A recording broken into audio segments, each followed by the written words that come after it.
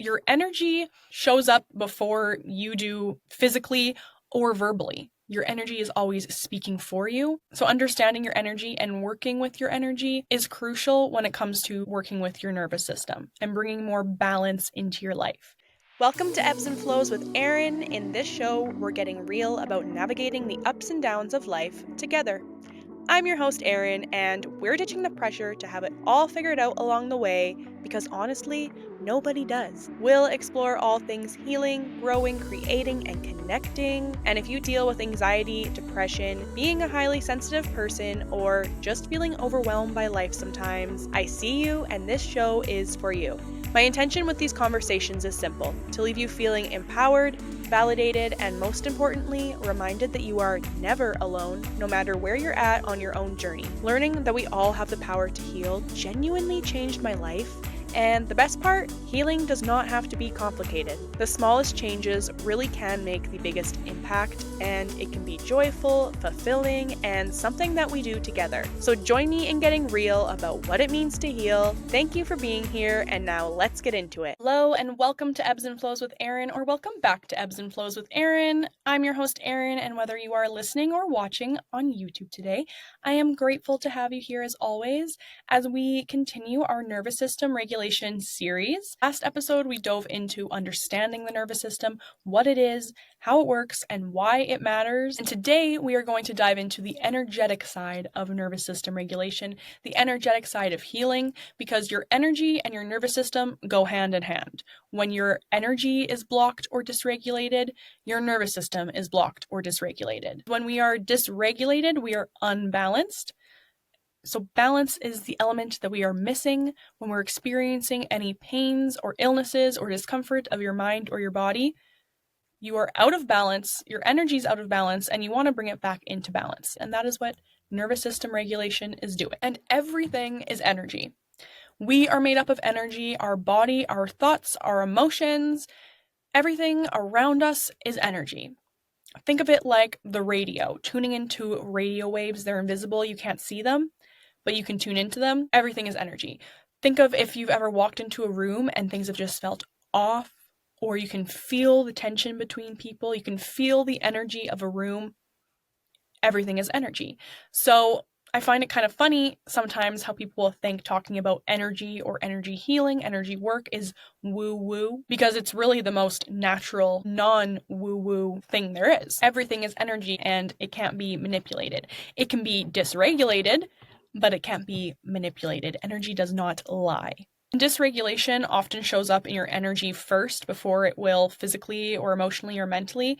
So feeling things like tension or heaviness, exhaustion, irritability, pain, illnesses, discomforts of the mind and the body. So, for example, if you find yourself getting sick and then your body forces you to slow down so that it can have the capacity to heal, but then you go back into your same old routine that does not create any space or capacity to work with your energy, to bring balance into your lifestyle, to slow down at all. So you end up falling sick again, and it's this toxic cycle that you get stuck in. And whenever you fall sick with like a cold or whatever it might be, any sort of illness, you can always look back to the days leading up to that, and your energy was pointing you in the direction of falling ill. You were feeling tired, you were feeling exhausted, you were feeling depleted and run down. So your energy always speaks first. So if we can work with our energy, we can get ahead of the deeper pains and illnesses. So how do energy and our nervous system interact? Well, our body has energetic systems like our chakras, which are our energy centers, our 7 energy centers that each correspond to areas of our nervous system, our body, and our emotional health. Our meridians, which are energy pathways.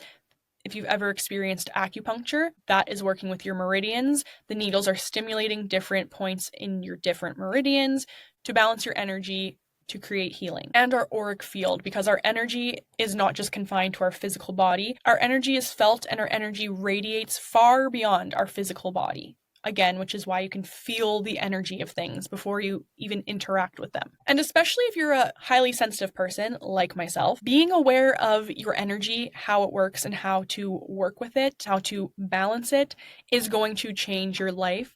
I can guarantee that for you because it did for me.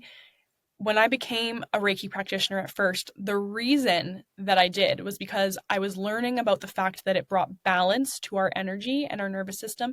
And I knew that balance is something that I never knew in my life. I never felt that my energy was balanced. I always felt chronically overwhelmed, overstimulated, anxious, burnt out, all the things. So when I heard about balance, I was like, okay, I need this in my life. I need to learn about this. And that really is, I can pinpoint the time right after I got certified in my initial Reiki training of level 1 and 2, and I started being able to implement energy healing in my daily life.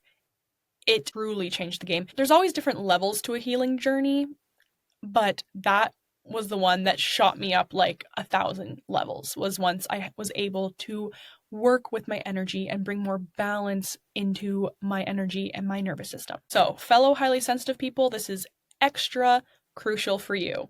It is for everyone, but especially when you're highly sensitive, because being highly sensitive means that your nervous system is literally wired to take in more information, more energy, and process it more deeply at all times. So being able to work with our energy is going to be even more important. And when we experience things like trauma or stress, and we talked about trauma in the last episode and what it really is, because it's important to know that trauma isn't the event of what happened. It's what happened inside of you and everything that happened after. And my therapist explained it this way that made it click for me, where she said, trauma was anything that happened that was too overwhelming for our nervous system to process. So trauma and stress can lead to your energy becoming blocked, depleted, or stuck, because as we know, the body keeps the score. Any emotions that we don't process or acknowledge and we try to ignore or shove down literally just get stuck in our body, in our tissues, and create pain and discomfort, illnesses of the mind and the body. So a lot of the time when we're stuck in fight or flight or freeze or fawn state in our nervous system, it's because of traumatic or stressful situations that have happened to us that we never allow ourselves to process and to feel and release. So they get stuck in our body and our energy is unable to flow properly when we are stuck in survival mode, because the energy hasn't had the chance to release or reset. So energy healing creates space for the release and regulation to happen, because it shifts your nervous system out of the sympathetic fight or flight state or freeze into the parasympathetic rest and digest state that you need to be in order for healing, growth, or change to take place. And then when energy starts flowing again, we start to unblock the energy, we feel more present, calm, grounded, and safe. So let's get into some energy healing tools for nervous system regulation. Number 1 being Reiki energy healing. So Reiki is an ancient Japanese energy healing practice. It is a gentle, non-invasive technique that supports balance and relaxation. It is a complementary healing modality, safe for anyone to try. It can be done in person or from a distance. It can be hands-on or hands-off, hands hovering, or Reiki can be channeled from a distance.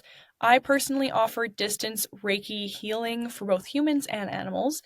That booking link is always linked below. But distance is often preferred by clients and especially ideal for animals because it allows you to be in your most comfortable environment, your most relaxed state while you're receiving, which is important, which helps to amplify the flow of the Reiki healing energy. And Reiki works by shifting your nervous system into the parasympathetic rest and digest state, which is the state, again, you have to be in for any healing to take place. So the Reiki practitioner or master is the conduit for the Reiki energy. Reiki means life force energy. So for the life force energy to flow from us and to and through you for your highest good, promoting healing, balance, vitality. And often people will find that if you are really in a dysregulated state or you're really struggling with something like anxiety, burnout, depression, having anywhere from 2 to 4 or more Reiki healing sessions can be ideal. Because as we said, any energy or emotion that has been shoved down, ignored, and is stuck within you has to be processed and released. So sometimes at first when you do shift into the parasympathetic rest and digest state and your energy begins to flow properly, you will experience a lot of emotional release or even some physical symptoms of release, because that energy does need to be released in order for you to be able to regulate and come into balance. So having a few sessions can help to support you through the process of releasing what needs to be released and then regulating and balancing. If you are or you feel called to becoming a Reiki practitioner, you only need level 1 to be able to perform self-Reiki on yourself. And that, aside from, I'm very honored and grateful to be able to channel Reiki healing to others, humans and animals, but it truly has been my self-Reiki practice, being able to channel to myself, that has absolutely changed my life as a highly sensitive person, where my typical experience is being so overwhelmed and dysregulated and unbalanced in energy. Having this self-Reiki practice has allowed me to bring balance to my energy system and my nervous system, and that has been the biggest blessing in my life. There's also Qigong, which is a physical practice to work with your energy. Think of it kind of like yoga, but it's not yoga, but you're doing physical movements that are designed to move energy through you, and you can do specific movements to work with specific energy centers and on specific energetic blockages. There's a lot of free YouTube Qigong routines you can use. Another tool is working with your chakras, so chakra balancing. Again, chakras are our 7 energy centers that correspond to areas of our nervous system, our body, and our emotional health. I'm thinking of possibly doing a whole working with the 7 chakras episode because it's too much to put in here, but there are different things you can do to work with each chakra center to bring it into balance. But when we're balanced in our chakras, we feel more centered and more aligned. When we are unbalanced, that's when you run into certain physical discomfort or emotional discomfort and struggles. And tools to work with your chakras, number 1 is meditation. And we're going to have a whole meditation episode in this nervous system regulation series, diving deeper into meditation. But meditation for chakra balancing, I find to be the most powerful and the most impactful. And I am a meditation teacher, and I have been doing bi-weekly guided meditations following the full moon and the new moons. Wherever you're listening to this or watching this right now, they will be there. And they are always focused on balancing your chakras before we get into any visualization portion of the meditations. Because if you aren't working with your energy and bringing your energy into balance, all the visualization and affirmations and whatnot that you do will only be so impactful. So I find it very important to focus on balancing our chakras, our energy, and getting them flowing in harmony in each meditation. So if you're interested in those, yes, all the past ones were for past full moons and new moons, but they really are always applicable. And I will continue to release those bi-weekly and maybe eventually even more. But meditation is number 1. You can also utilize crystals if you're into crystal healing. You can use different crystals and their healing properties to work with energy centers. You can utilize breathwork. We're also going to have a whole breathwork episode in this series. You can utilize sound healing. We're also going to have a whole sound healing episode in this series. You can utilize visualization. There are many ways to work with your chakras, and simply being aware of them and learning about them and what having balanced energy centers means is really the most important, impactful thing you can do. And again, the chakra balancing meditations. Okay, next is sound healing. Like I just mentioned, we're going to have a whole sound healing episode in this series. I believe it'll be the next episode. But sound vibrations help to release stuck energy. Again, this is not just woo-woo or coming out of nowhere. There is science behind this. So things like tuning forks, crystal bowls, singing, using mantras, even humming. Humming is actually extremely powerful when it comes to working with your energy and stimulating your vagus nerve. These all activate the relaxation response in your nervous system. They're activating your vagus nerve to shift you into the parasympathetic rest and digest state. I love sound healing, and I'm excited to dive into that in the next episode. Another tool for energy healing is breathwork as an energetic reset. We are, I believe, going to do a whole breathwork episode in this series, but breath is your most accessible tool you have to shift you out of or into an energetic state, and intentionally breathing helps to move energy and calm your nervous system.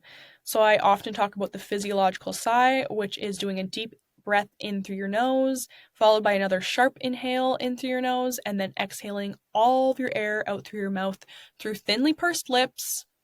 You can do box breathing. You can do alternate nostril breathing, which is pranayama, where you're closing one nostril, breathing in through one, then closing that one and exhaling through the other one.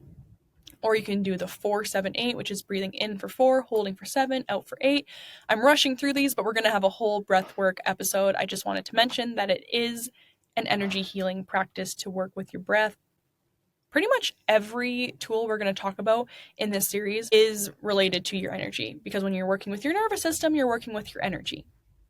So we will go deeper into these practices in the future episodes. One of my favorites is somatic movement. So moving your body, specifically doing things like jumping up and down, shaking your limbs. You might look silly, you might feel silly, but it is literally releasing energy and resetting your energy. I just shared a reel and a TikTok about this, especially when you're dealing with feelings of anxiety. Shaking your body and jumping around is one of the best things you can do for yourself. Dancing, especially because it's utilizing your hips, and trauma and emotions and energy are especially stored in the hips. You will often hear people talk about having unexpected emotional releases when they're doing certain stretches or yoga poses, working with their hips. That's because so much is carried in your hips. And it is really just impossible to not have an energy shift when you're dancing. Yoga and stretching work with your meridians and your chakra centers. You can tap on your body. So there is EFT, emotional freedom tapping, which is utilizing different mantras depending what it is you're wanting to rewire and move through, while you tap on different points on your body and your face, which are correlated to different meridians, which are your energy pathways, which is really powerful for rewiring your brain and releasing limited beliefs and past conditioning that does not serve you. But also when it comes to your energy, just tapping anywhere on your body, whether it's with your fingertips or your fist, tapping anywhere is helping to release stuck energy.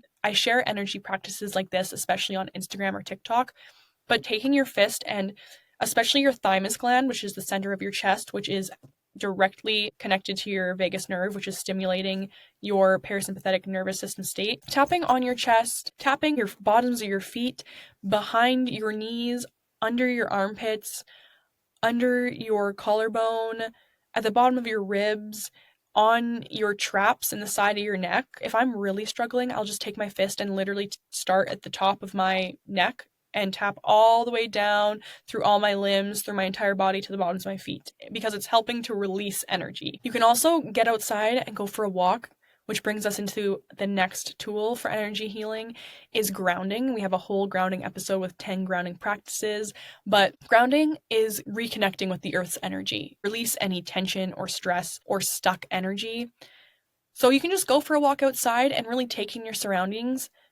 Try to not put in headphones. You don't have to do this for every walk, but when you are specifically wanting to ground or reset your energy, try to walk without headphones in and just take in your surroundings, the sights, the sounds, smells. Grounding barefoot outside is the most commonly talked about grounding practice, and it's amazing. I know it's not always accessible, so you don't always have to be barefoot. You can simply visualize your feet being rooted into the earth like a tree. You can work with different crystals, again, with grounding properties. Grounding is mostly about setting the intention of being connected to the earth's energy, releasing any stuck negative energy you might have within you into the earth, because the earth will always transmute that energy. And we are all made up of the elements of the earth. So coming back to recognizing that and remembering that can help shift you into feeling safe in your nervous system. And something that you can do that's really simple to work with your energy, to protect it or to cleanse it, is to visualize yourself being covered by a white protective bubble of light. Set the intention that this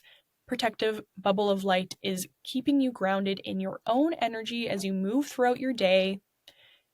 At the end of your day, or whenever you feel like you need to, you can also visualize yourself releasing any energy into the earth. Do some breathing, and when you're on your exhale, imagine a gray light, the energy of anything that is not yours to hold on to.